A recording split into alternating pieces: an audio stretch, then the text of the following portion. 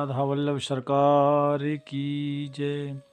सद्गुरुदेव भगवान की जय। ना गुरुरधिकं तत्त्वं ना गुरुरधिकं तपः ना गुरुरधिकं ज्ञानं तस्मै श्री गुरुवे नमः। प्यारे प्रभु प्रेमियों, नित्य प्रति भगवत सत्संग में आप संत महापुरुषों का पावन चरित्र श्रवण कर रहे हैं।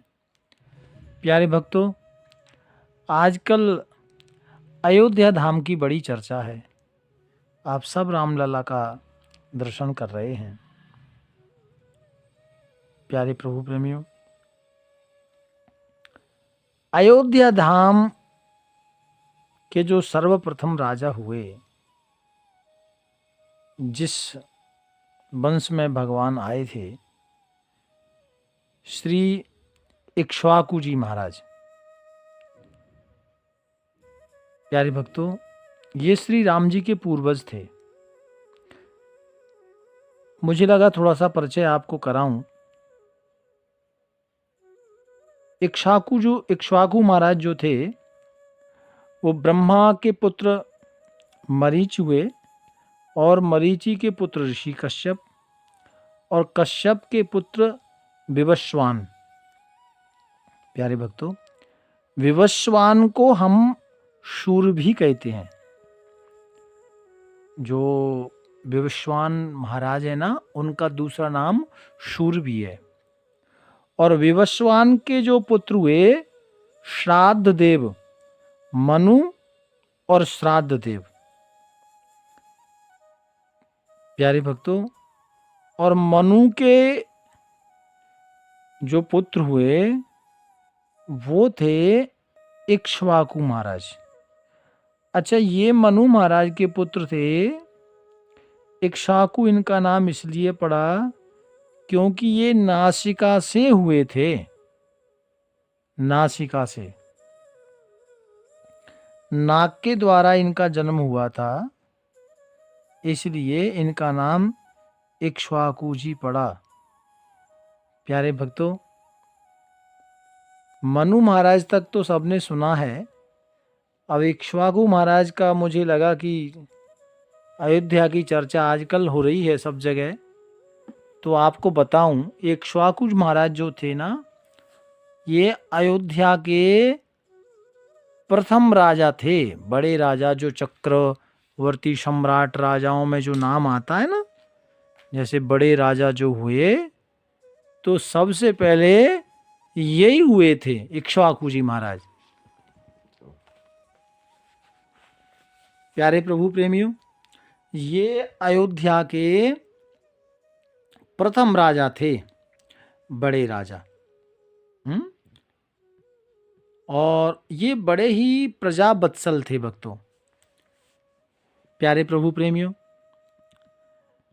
भगवान श्री कृष्ण ने गीता का ज्ञान अनादित्व वर्णन करते हुए श्री इक्ष्वाकु जी महाराज को स्मरण कराया था।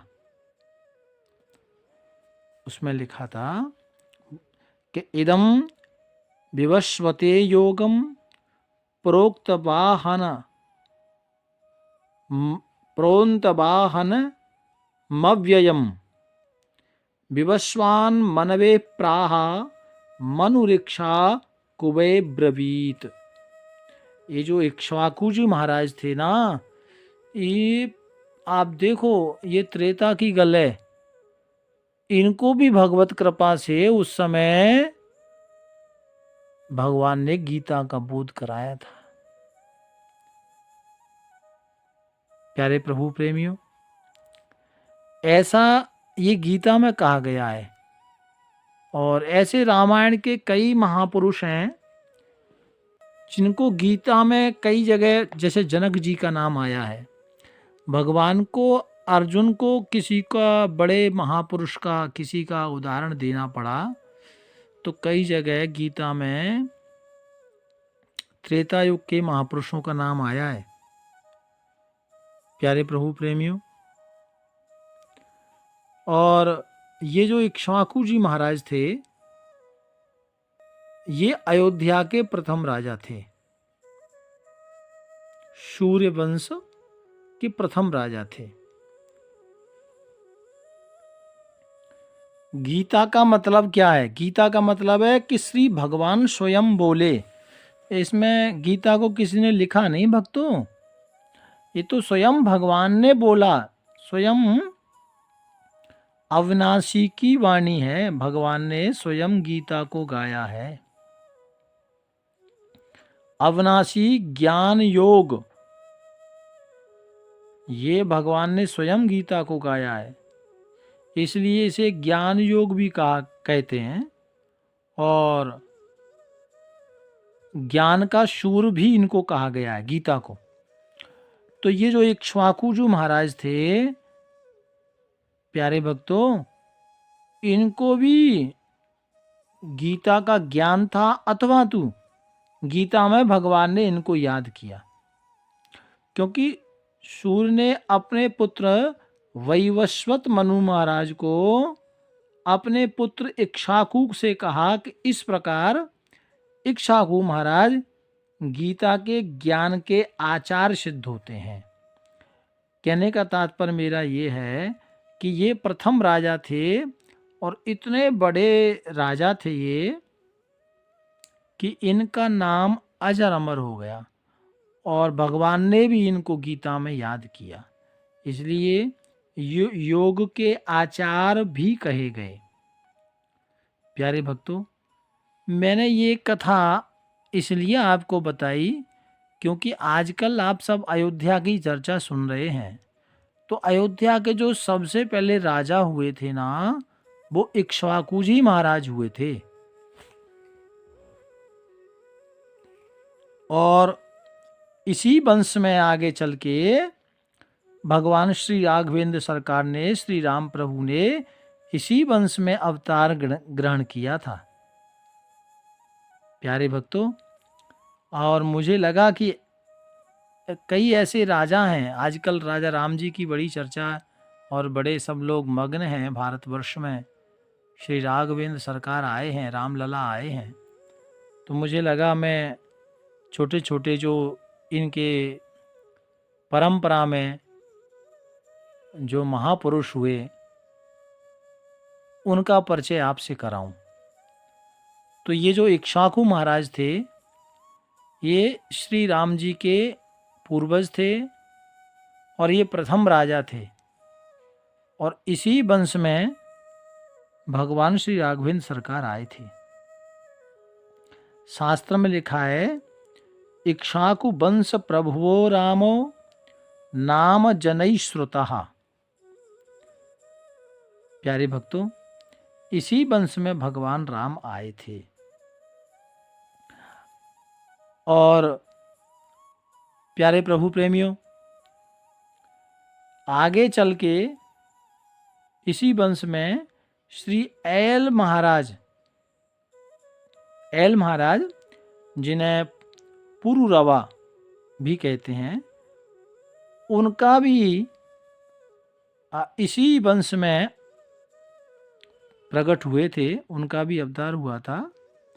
और उसके बाद में ऐसे कई राजा हैं, गाधी जी, श्री रघु जी, श्री रय जी, श्री गय जी, ये ऐसे नाम हैं जो हमने सुने नहीं हैं।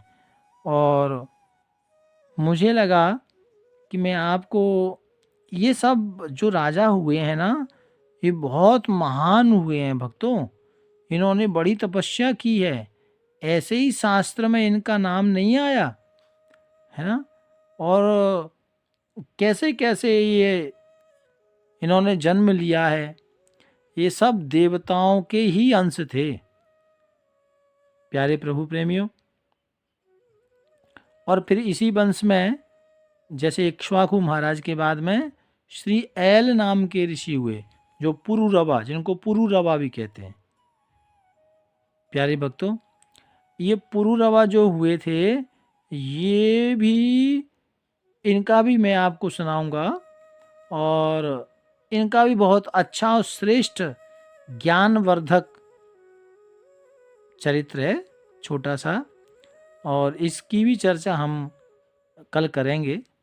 प्यारे प्रभु प्रेमियों, मुझे लगा कि जो राघवेंद्र सरकार आए हैं, इसमें जो मेन और जिनकी कथा आपने नहीं सुनी, वो जो राजा हुए, उनकी कथा मैं आपको सुनाऊं, कैसे उनका जन्म हुआ और कैसे कैसे भक्त राजा राम जी के इस वंश में आए, है ना। क्योंकि हमने तो सुना रघुकुल रीत सदा चले आई, प्राण जाए पर वचन न जाई, ऐसा सुना। लेकिन रघु महाराज जो हुए थे वो तो बहुत बाद में आए थे, है ना।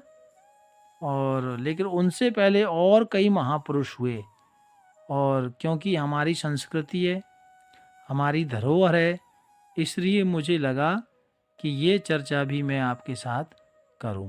तो इक्ष्वाकु राजा प्रथम हुए, नासिका से इनका जन्म हुआ था, और इक्ष्वाकु वंश प्रभो रामो, राम जी इसी वंश में आए थे, रामो नाम जनैश्रुतः। प्यार से बोलो राधे राधे राधे राधे। राधा